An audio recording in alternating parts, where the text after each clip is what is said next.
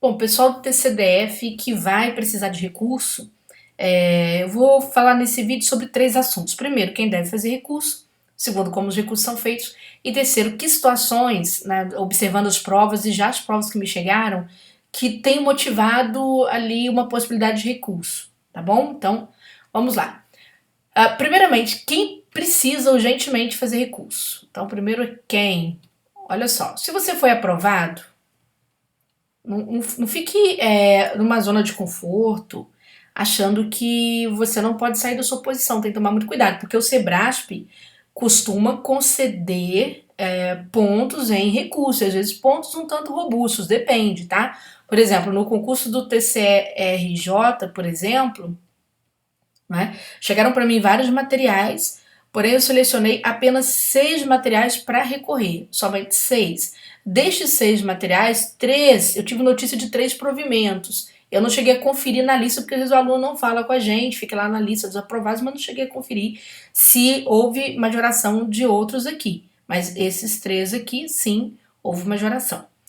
E teve aluno que conseguiu uma quantidade de pontos, assim, que eu considero arriscada para quem está aprovado. Então, se eu estou contando isso, por quê?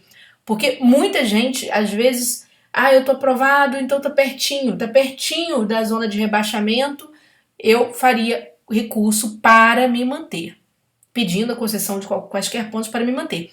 Tanto que, destes 3 aqui que eu tive resposta, apenas um estava, acho que um, creio que seja um, estava fora realmente das vagas, tá? Havia 2 aqui que conseguiram recurso para poder puxar um pouquinho para frente, certo? Ou foi o contrário, eu já não lembro mais. Eu não sei se eu sei que uma das pessoas aqui já estava dentro das vagas e conseguiu ir um pouco para frente. Ou seja, a pessoa foi muito perspicaz, foi bastante esperta, porque se ela não tivesse feito isso, a movimentação da fila teria tirado essa pessoa para fora do concurso.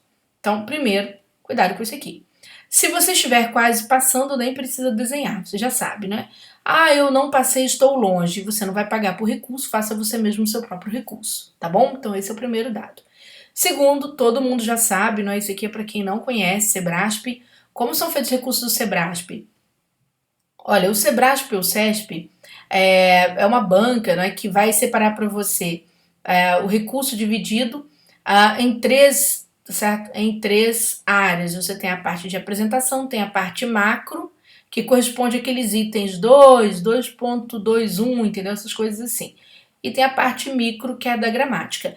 Todo recurso é feito separadinho, tá, pessoal? Porque você tem uma área específica para colocar lá no Sebrasp cada um dos textos que você precisa apresentar. Os recursos precisam ser bem objetivos, então nada de escrever textos longos, porque não ajuda muito.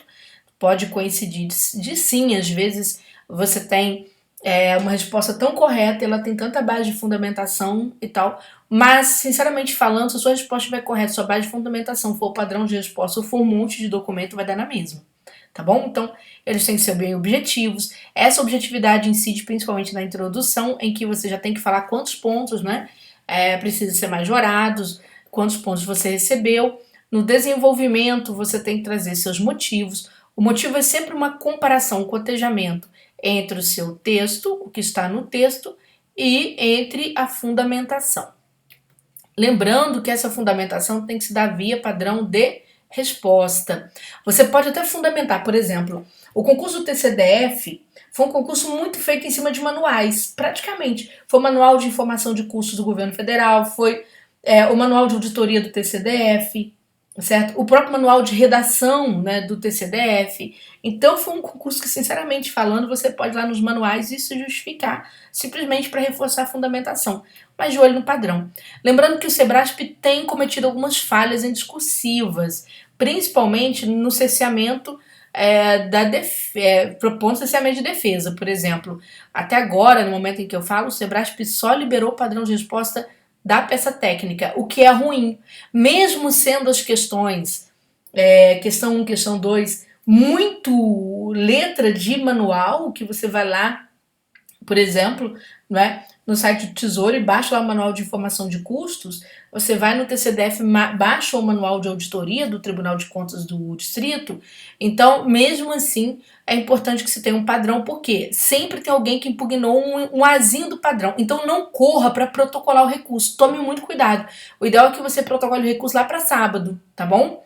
Por que eu tô falando isso? Já que vai até o dia 7, não é? Protocolar para sábado. Se tiver algum tipo de mudança, você pode mexer no seu recurso. É claro que você pode protocolar um em cima do outro, sem problema nenhum. Mas para evitar chegar texto lá, evitar o estresse, evitar o retrabalho. Então não corra, meu recurso está pronto, já vou. Não, calma. Analise tudo, depois você vai lá e protocola. E outra, na conclusão, você precisa então reafirmar o pedido que você fez na introdução. Basicamente, a montagem de recurso é isso aqui, tá bom? Bom, vamos falar sobre as possibilidades de recurso, né? O que tem sido possível em termos de recurso. Primeiro, gente, olha só, eu vou chamar atenção para um dado. Gramática vale muito pouquinho, hein? Cuidado. Gramática é coisa ali de décimos de pontos, então você tem que calcular se realmente vale a pena você investir no recurso pago para gramática. É claro que vale a pena se aquele pouquinho te ajudar pra caramba, tá? Mas é muito raro o Sebrasp errar a gramática, muito raro. Outra coisa, o Sebrasp sempre conta a gramática menor, ou seja, a sua discursiva sempre tem mais erros gramaticais do que a banca realmente fez a contagem. Ela se centra mais em cima dos conteúdos. Então vamos lá. Pessoal, aqui sobre a parte de conteúdos, por exemplo, aqui eu estou com a questão 1, né, aberta. O que poderia ser apresentado como recurso, por exemplo? Eu já vi que, analisando os discursivos que já me chegaram aqui para um estudo, o que nós temos? Olha só, por exemplo, aqui a banca pergunta sobre elementos nos quais se apoia o sistema de informação de custo setor público. É muito comum a banca, às vezes, usar determinado vocabulário, o aluno não achar exatamente essa palavra, dependendo da fonte de estudo que o aluno tenha levantado. Mas, por exemplo, você tem que observar, não é, que às vezes a banca vai falar sobre informação de custos e aí você tem os elementos que fazem essa composição. Então, tente observar se é comum o Sebrasp fazer alteração disso aqui, tá? Tente observar se a sua resposta se encaixa, de repente você tem esses elementos. Por exemplo, teve aluno que falou investimento, custo, e a banca não deu absolutamente nada, sendo que estava na discursiva do aluno, tá bom? Lembrando que este examinador que está fazendo essa análise, ele está muito calcado em letra de lei, então tem que tomar cuidado por conta disso. Isso aconteceu, por exemplo, no TCE de Minas, quando no item 2 da prova maior do TCE, eles perguntaram sobre finalidades e objetivos da fiscalização financeira orçamentária.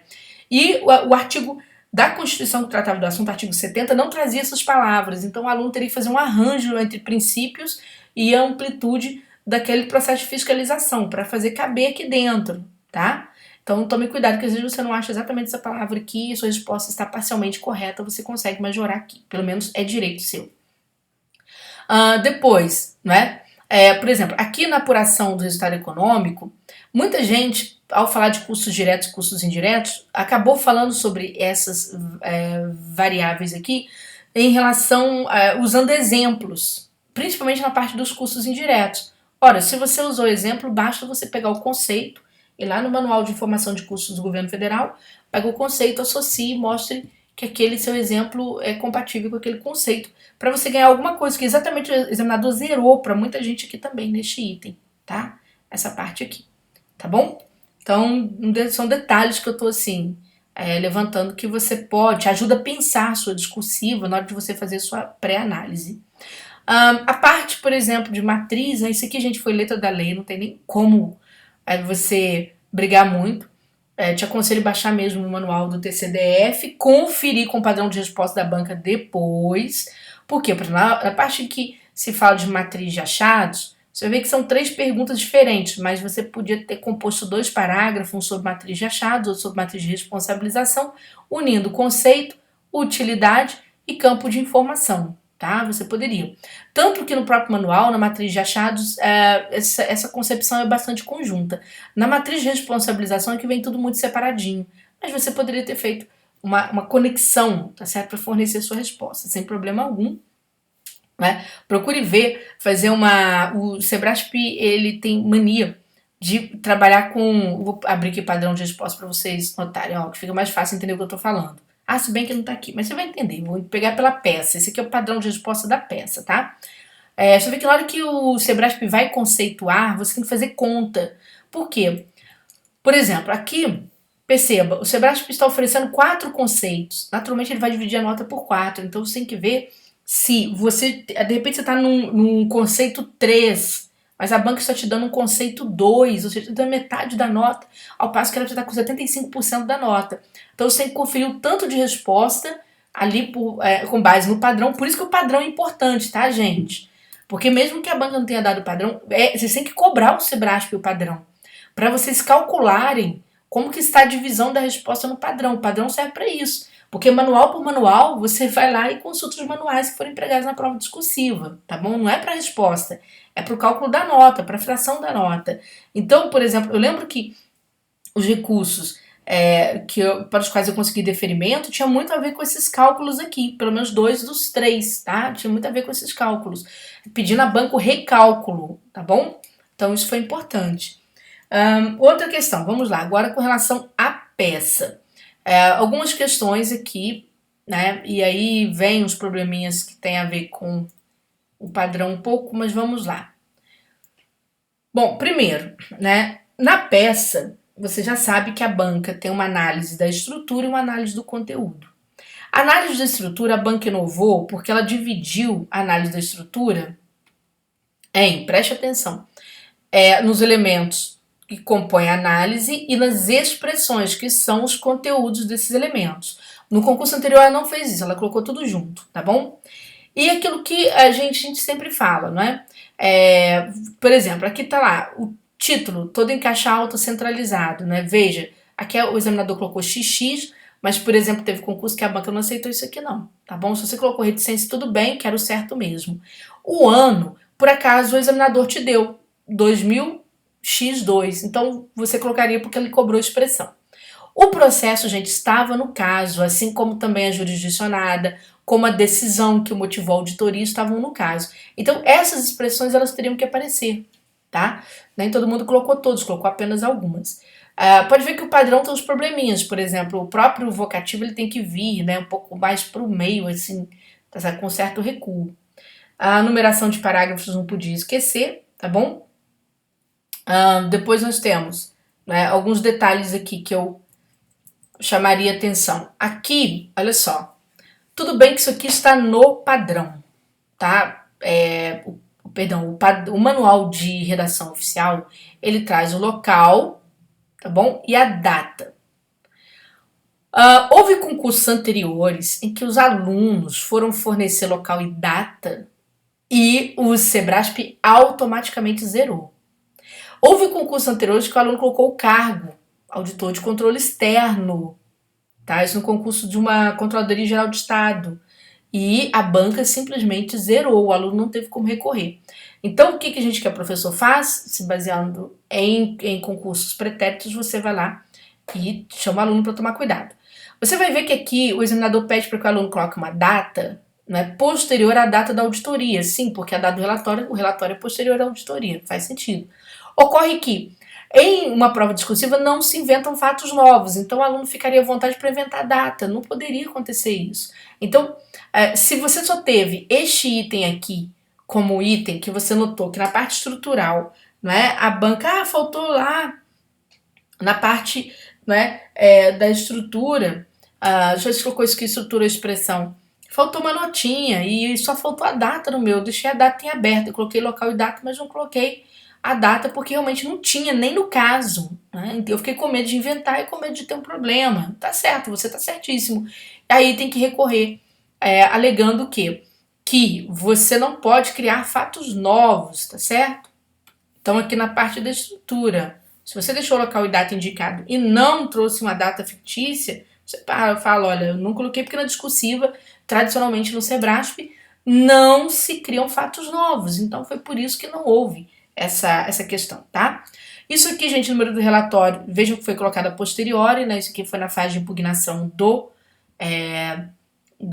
padrão de resposta preliminar, então, naturalmente, ninguém foi punido, porque não colocou o número do relatório, tá certo?